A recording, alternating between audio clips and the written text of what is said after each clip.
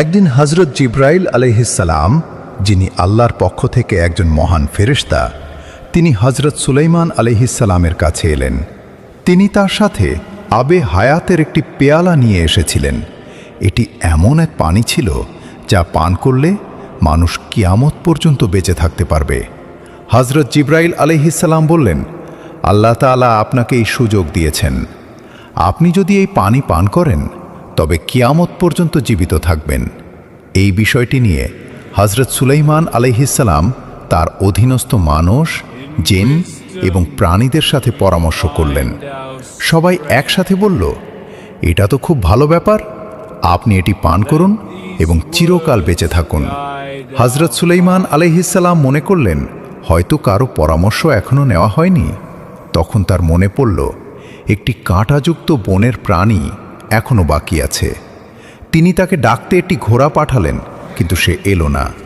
তারপর একটি কুকুর পাঠানো হলো, আর সে কুকুরের সাথে চলে এলো। হযরত সুলাইমান আলাইহিসসালাম তাকে জিজ্ঞেস করলেন, আমি তোমার কাছে একটি পরামর্শ চাই, কিন্তু আগে বলো, ঘোড়া তো সম্মানিত প্রাণী, তুমি তার সাথে এলে না কেন?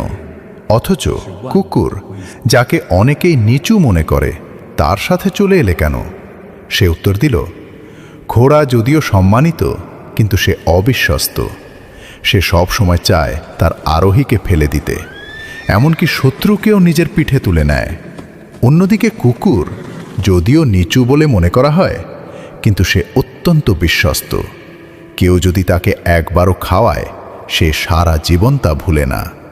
এরপর হযরত সুলাইমান আলাইহিসসালাম বললেন, আমার কাছে আবে হায়াতের একটি পেয়ালা আনা হয়েছে।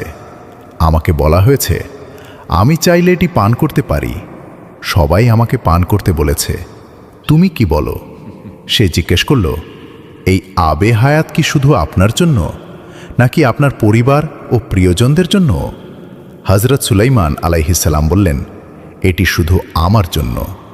তখন সে বলল, তাহলে এটি পান করা ঠিক হবে না, কারণ যখন আপনার প্রিয়জন ও বন্ধুরা একে একে আপনার সামনে মারা যাবে, তখন তাদের দুঃখে আপনার জীবন ভারী হয়ে যাবে।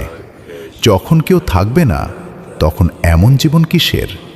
এই কথা হযরত সুলাইমান আলাইহিসসালামের খুব ভালো লাগলো। তিনি আবে